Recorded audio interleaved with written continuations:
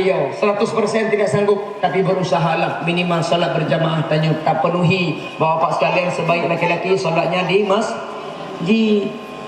Hakkan nakah sama yang tidak sah, lebih sempurna solat berjamaah di masjid. Laki mahabu baik bengeh ma uronyo lebih cara manok ngan kameng daripada tanya. Uronyo lebih cara manok ngan kameng daripada tanya.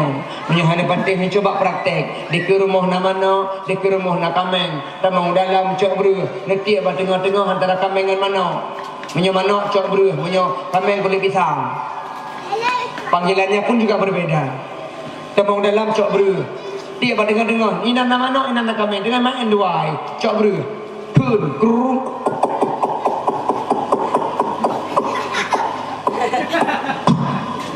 Kira-kira sojak manok apa kameng? Oi, manok apa kameng?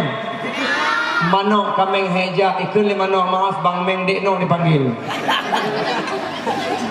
Lu nanti beru dengan tok kulit pisang, nehoi dengan gaya yang berbeda. Mbak. Sojak kameng manok. Kameng manok heja ikun le kameng, maaf bang dekno bang meng sekarang gilirannya.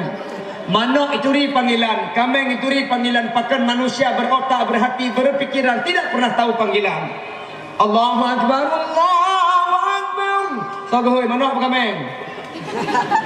Urung gohoi pakan kameng imna tahat tu Ayo mari kita berfikir dengan hati nurani. Azan itu adalah undangan Allah. Ulang kata, azannya undangan Allah. Allah mengundang hambanya untuk datang ke rumahnya. Pakai undangan bupati, pakai undangan camat, pakai undangan kecil, langsung saja undangan Allah pakai saja.